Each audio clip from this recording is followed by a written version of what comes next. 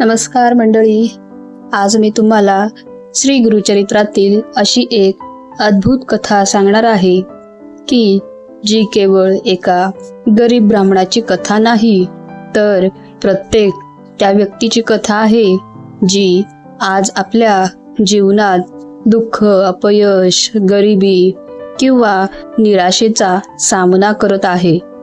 जर तुम्हालाही कधी असे वाटले असेल की देव माझे ऐकत नाही, माझे नशीबच खराब आहे किंवा आता माझ्या आयुष्यात काही चांगले घडणारच नाही, तर ही कथा शेवटपर्यंत नक्की ऐका.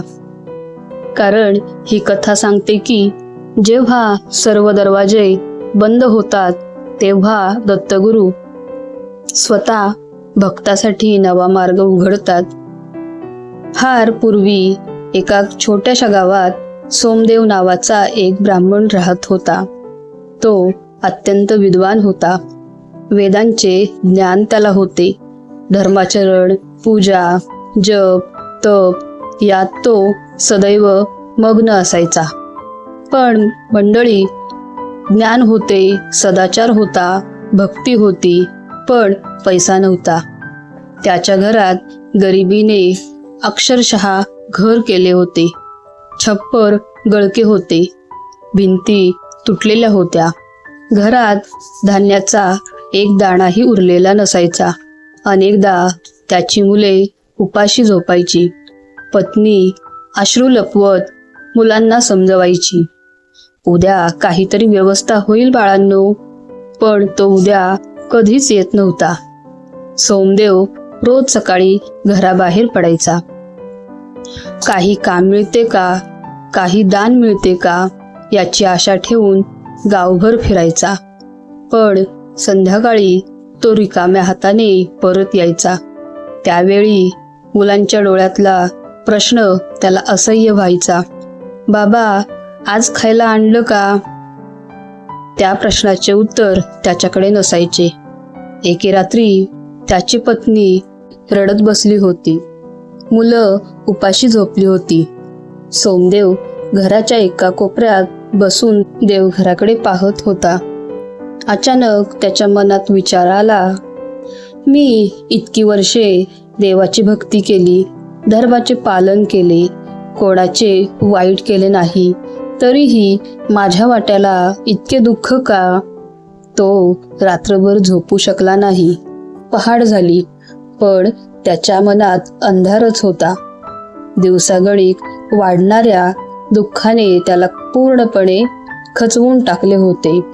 काही दिवसांनी परिस्थिती इतकी वाईट झाली की घरात पिण्यासाठी पाणी होते, पण खाण्यासाठी काहीच नव्हते. त्या दिवशी त्याच्या मुलाने उपाशी पोटी रडत रडत विचारले, बाबा आपण गरीब का आहोत? तो प्रश्न ऐकताच सोमदेवचे हृदय तुटले. त्याला वाटले, आता पुरे झाले. या जीवनाचा काहीच उपयोग नाही. मी ना स्वतः सुखी, ना माझ्या कुटुंबाला सुख देऊ शकतो. आणि त्याने एक भयंकर निर्णय घेतला. स्वतःसह संपूर्ण कुटुंबाचे जीवन संपवण्याचा.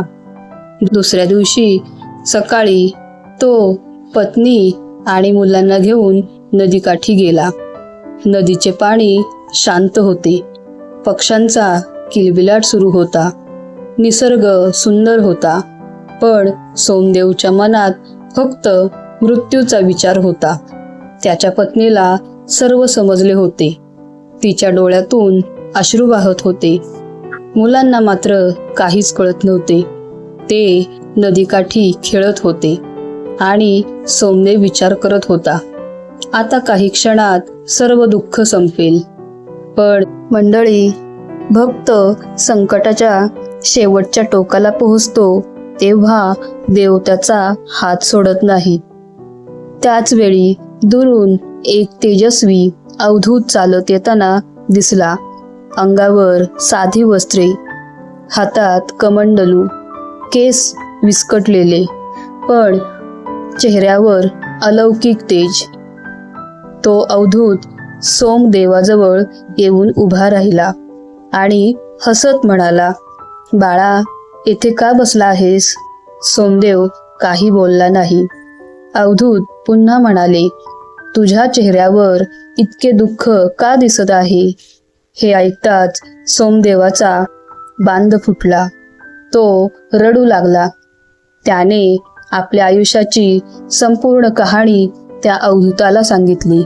गरिबी, उपासमार, निराशा, अपयश आणि शेवटी मृत्यूचा निर्णय. सर्व काही अवधूत शांतपणे ऐकत होते. नंतर त्यांनी प्रेमाने विचारले, तुला वाटते का की मृत्यूमुळे तुझे प्रश्न सुटतील? सोमदेवाने मान खाली घातली. अवधूत म्हणाले, जीवन हे ईश्वराने दिलेले वरदान आहे. संकटे ही कायमची नसतात. प्रारब्धामुळे दुःख येते, पण भक्तीमुळे त्यावर मात करता येते. आज तुला अंधार दिसतो आहे, पण उद्याचा प्रकाश तुला दिसत नाही, म्हणून तो अस्तित्वात नाही असे होत नाही. ही वचने सोमदेवाच्या हृदयात उतरू लागली.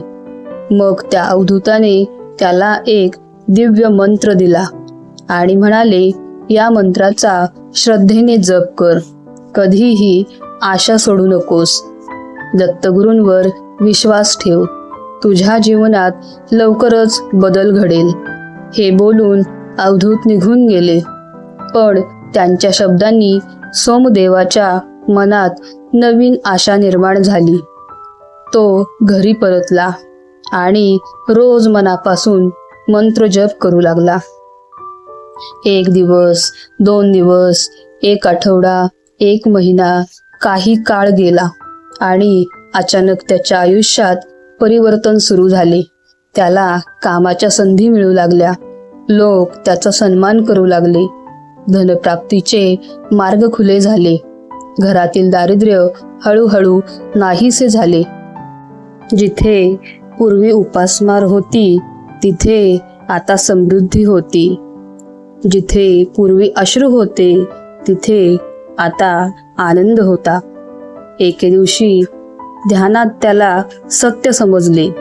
नदीकाठी भेटलेले ते अवधूत म्हणजे दुसरे कोणी नसून स्वयं भगवान दत्तात्रेय होते. हे समजताच त्याच्या डोळ्यात आनंदाश्रू आले. तो दत्तगुरूंच्या चरणी पूर्णपणे समर्पित झाला. त्याने मिळालेली संपत्ती समाजसेवेसाठी वापरली. अन्नदान केले, गरिबांना मदत केली आणि आयुष्यभर दत्तभक्ती केली. मित्रांनो, या कथेचा संदेश खूप मोठा आहे. तुमच्या आयुष्यात कितीही दुःख असो, कितीही अपयश असो किंवा कितीही गरिबी असो, एक गोष्ट कधीही सोडू नका, ती म्हणजे श्रद्धा. कारण संकट कितीही मोठे असले तरी दत्तगुरू त्याहून मोठे आहेत. कदाचित आज तुमच्या आयुष्यातील अंधाराचा काळ सुरू असेल, पण दत्तगुरूंवर विश्वास ठेवा. योग्य वेळी त्यांची कृपा नक्कीच प्रकट होते आणि जेव्हा दत्तगुरूंची कृपा होते, तेव्हा एका क्षणात अभाग्याचे भाग्यात रूपांतर होते. श्री गुरुदेव दत्त. मंडळी, जर कथा आवडली असेल तर कमेंटमध्ये श्री गुरुदेव दत्त लिहायला विसरू नका. धन्यवाद.